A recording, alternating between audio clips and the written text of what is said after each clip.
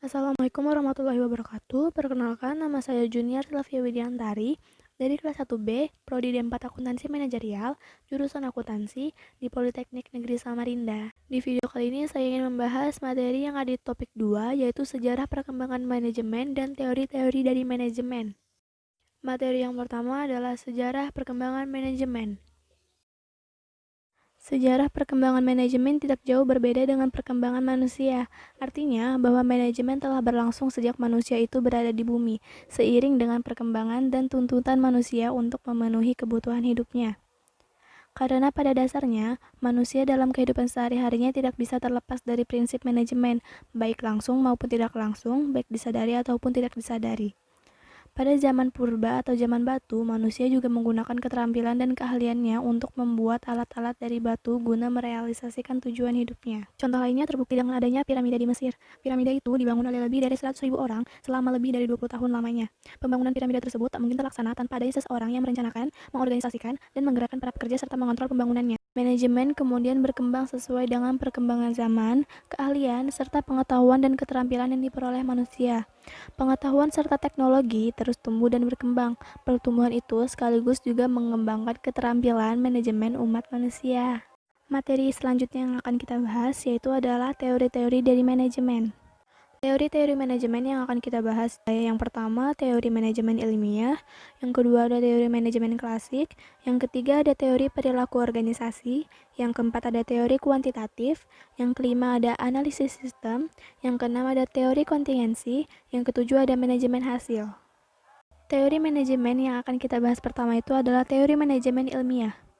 Manajemen ilmiah atau yang di dalam bahasa Inggris disebut scientific management pertama kali dipopulerkan oleh Frederick Winslow Taylor dalam bukunya yang berjudul Principles of Scientific Management pada tahun 1911.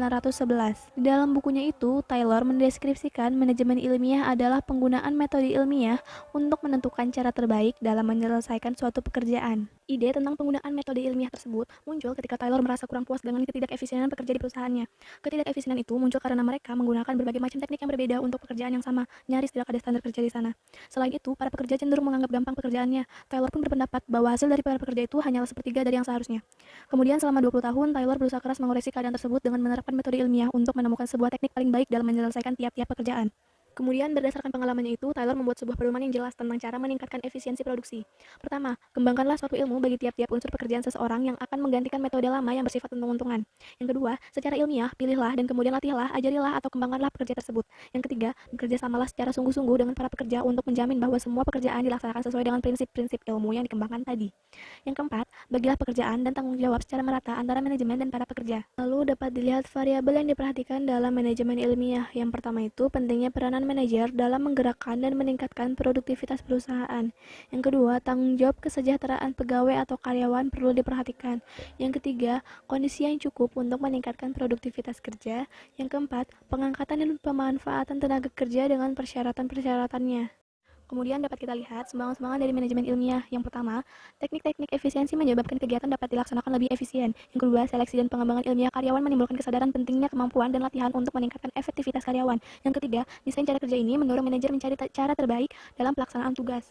Kemudian manajemen ilmiah ini juga mempunyai keterbatasan, yaitu yang pertama, kenaikan produktivitas sering tidak diiringi dengan kenaikan pendapatan. Yang kedua, perilaku manusia bermacam-macam menjadi hambatan. Yang ketiga, pendekatan rasional hanya memuaskan kebutuhan ekonomis dan fisik, tidak memuaskan kebutuhan sosial karyawan. Yang terakhir, manajemen ilmiah mengabaikan keinginan manusia terhadap kepuasan kerja. Kemudian teori yang kedua itu adalah teori manajemen klasik. Teori manajemen klasik pertama kali timbul akibat terjadinya revolusi industri di Inggris pada abad ke-18. Para pemikir tersebut memberikan perhatian terhadap masalah-masalah manajemen yang timbul, baik di kalangan usahawan, industri, maupun masyarakat. Salah satu pemikir terkenal dari teori manajemen klasik itu adalah Henry Fayol.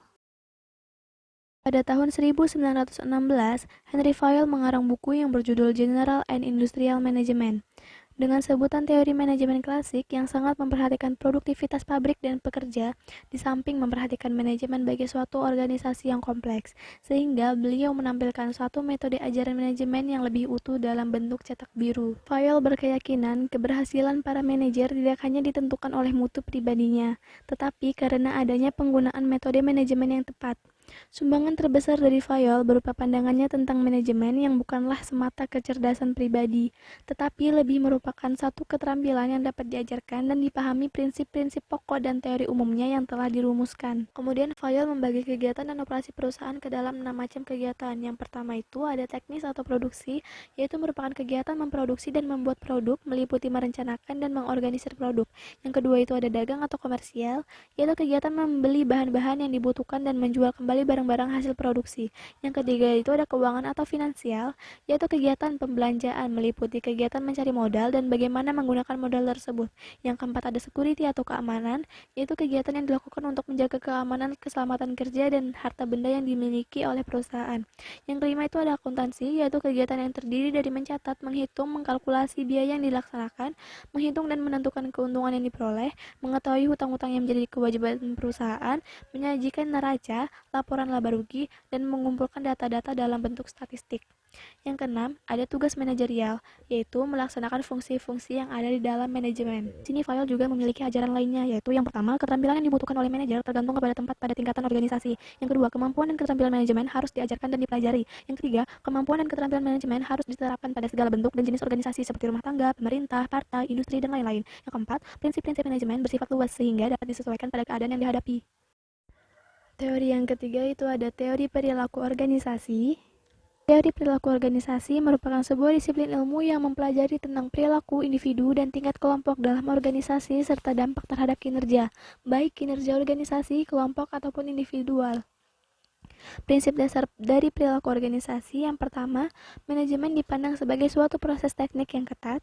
Yang kedua, manajemen harus sistematik dan pendekatan yang digunakan harus dengan pertimbangan hati-hati. Yang ketiga, organisasi sebagai suatu keseluruhan dan pendekatan manajemen individual untuk pengawasan harus sesuai situasi. Yang keempat, pendekatan motivasional yang menghasilkan komitmen pekerja terhadap organisasi sangat dibutuhkan. Kemudian terdapat beberapa tokoh-tokoh perilaku organisasi, di mana contoh yang pertama ada Abraham Maslow dengan hierarki kebutuhan manusia. Hierarki kebutuhan manusia adalah teori psikologi yang diperkenalkan oleh Abraham Maslow dalam makalahnya yang berjudul A Theory of Human Motivation di Psychological Review pada tahun 1943.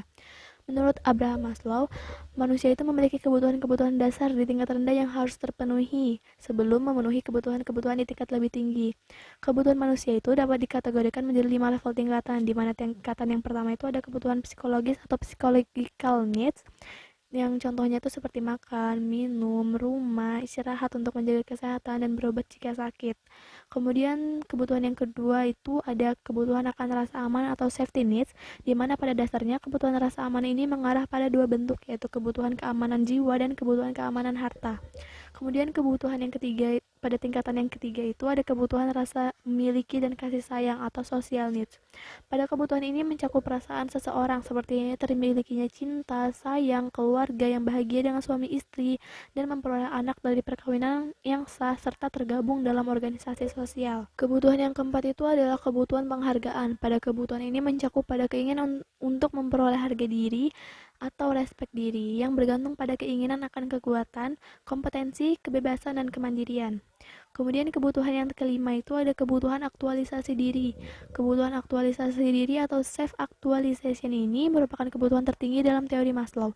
Pada tahap ini, seseorang ingin terpenuhinya keinginan untuk aktualisasi diri, yaitu ia ingin menggunakan potensi yang dimilikinya dan mengaktualisasikannya dalam bentuk pengembangan dirinya. Tokoh yang kedua itu ada Douglas dengan teori X dan Y. Teori ini dimuat di buku yang berjudul The Human Side Enterprise di tahun 1960. Teori X ini menyatakan bahwa pada dasarnya karyawan itu tidak suka bekerja. Kemudian perlu diawasi, dipaksa, diperingatkan untuk mengerjakan pekerjaannya. Lalu membutuhkan pengarahan dalam melaksanakan tugasnya, tidak menginginkan adanya tanggung jawab, serta tugas yang diberikan harus diawasi setiap langkah pengerjaannya. Dengan asumsi dan anggapan demikian, maka manajemen akan cenderung menggunakan gaya otoriter dalam mengoperasikan perusahaannya. Menurut teori X ini, manajemen harus secara tegas melakukan intervensi untuk menyelesaikan suatu masalah atau pekerjaan di perusahaannya. Kemudian untuk teori yang Y, menurut teori Y ini, menyatakan bahwa pada dasarnya karyawan yang bekerja pada suatu perusahaan itu bertanggung jawab penuh atas semua pekerjaannya. Ia memiliki motivasi yang kuat untuk mengerjakan semua pekerjaan yang diberikan, kemudian hanya memerlukan sedikit bimbingan. Lalu ia beranggapan bahwa pekerjaan adalah bagian dari hidupnya dan dapat menyelesaikan tugas dan masalahnya dengan kreatif dan imajinatif. Dengan asumsi dan anggapan demikian, maka manajemen akan cenderung menggunakan gaya manajemen yang partisipatif. Dalam organisasi atau perusahaan yang mengadopsi gaya manajemen berdasarkan teori ini, semua karyawan terlibat dalam pengambilan keputusan dan memiliki lebih banyak tanggung jawab. Yang ketiga itu ada Frederick Herzberg dengan teori dua faktor. Dikatakan sebagai teori dua faktor karena pada dasarnya teori ini terdiri atas dua faktor yang mempengaruhi motivasi seseorang dalam bekerja. Kedua faktor tersebut adalah faktor motivator dan faktor higienis. Faktor motivator itu contohnya seperti prestasi kerja, pengakuan, sifat pekerjaan itu sendiri, tanggung jawab, dan peluang untuk pertumbuhan. Kemudian untuk faktor higienis, itu contohnya seperti kebijakan perusahaan, pengawasan, gaji, kondisi kerja, keselamatan dan kesehatan tempat kerja, hubungan dengan kolega, tempat kerja, serta hubungan antara atasan dan bawahan. Contoh-contoh tokoh yang lain itu ada Chris Argyris dengan teori kepribadian organisasi, kemudian ada Robert Blake dan Jane Mountain dengan kisi-kisi manajerial, kemudian ada Rancis Likert dengan sistem manajemen, kemudian ada Fred Fiedler dengan pendekatan kongiensi kepemimpinan, dan yang terakhir ada Edgar Keynes dengan dinamika kelompok dalam organisasi. Teori selanjutnya yang akan kita bahas itu adalah teori kuantitatif.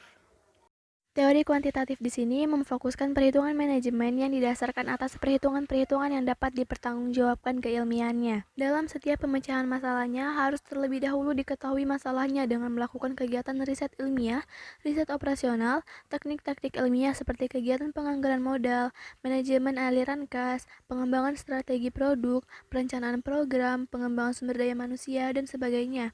Pendekatan ini dikenal sebagai pendekatan manajemen sains atau ilmu manajemen yang biasanya dengan prosedur atau langkah-langkah sebagai berikut. Yang pertama itu perumusan masalah. Kemudian penyusunan suatu model matematis, lalu mendapatkan penyelesaian dari model, kemudian menganalisis model dan hasil yang diperoleh dari model, kemudian menetapkan pengawasan atas hasil-hasil, dan yang terakhir mengadakan implementasi kegiatan. Teori selanjutnya yang akan kita bahas itu adalah analisis sistem. Analisis sistem pada manajemen memandang organisasi sebagai suatu kesatuan yang terdiri dari bagian-bagian yang saling berhubungan. Pendekatan sistem memberi manajer cara memandang organisasi sebagai suatu keseluruhan dan sebagai bagian dari lingkungan eksternal yang lebih luas. Sistem di sini mencakup sistem-sistem umum maupun sistem khusus dan analisis tertutup maupun analisis terbuka. Lalu teori selanjutnya yang akan kita bahas itu adalah teori kontingensi. Pendekatan kontingensi di sini berusaha untuk menyesuaikan antara tanggapan manajerial dengan peluang dan permasalahan yang ada di dalam berbagai macam situasi.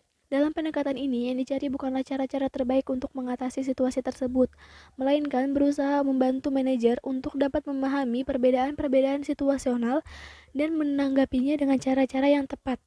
Pendekatan kontingensi ini lebih banyak memasukkan unsur-unsur lingkungan dalam melihat berbagai permasalahan. Pendekatan kontingensi ini mencoba memformulasikan kondisi tersebut sehingga manajer dapat mencarikan jalan keluar dari permasalahan yang ada. Lalu, teori yang terakhir yang akan kita bahas itu adalah teori manajemen hasil. Manajemen hasil ini dikemukakan oleh Peter Drucker di awal tahun 1950-an. Manajemen hasil atau yang disebut dengan manajemen by objective memusatkan perhatian pada hasil bukan perilaku yang diperlihatkan oleh karyawan. Anggapan yang ada pada manajemen by objective ini adalah bahwa hasil yang dibuat oleh manajer atau karyawan merupakan sesuatu yang penting, bukannya seberapa besar kesibukan mereka. Mereka yang telah menggunakan program-program manajemen by objektif ini percaya bahwa program itu mempunyai manfaat yang pasti. Hasilnya, karyawan dalam program tersebut dapat dikaitkan pelaksanaan kerja pribadi mereka dengan tujuan-tujuan organisasi secara keseluruhan. Di samping itu, program tersebut dapat meningkatkan komunikasi antara atasan dan bawahan. Namun, manajemen hasil ini mempunyai beberapa kekurangan. Contohnya yang pertama itu, untuk beberapa tugas, manajemen hasil ini sulit menentukan tujuan yang tepat. Kemudian yang kedua, manajemen hasil ini hanya akan sukses jika semua pihak mau berpartisipasi. Kemudian, manajemen hasil ini seharusnya tidak dipandang sebagai penyelesaian untuk semua masalah manajemen. Yang terakhir, tujuan-tujuan itu seharusnya logis dan mudah diukur. Sekian penjelasan materi saya mengenai sejarah manajemen dan teori-teori dari manajemen. Kurang lebihnya saya mohon maaf. Wassalamualaikum warahmatullahi wabarakatuh. Terima kasih.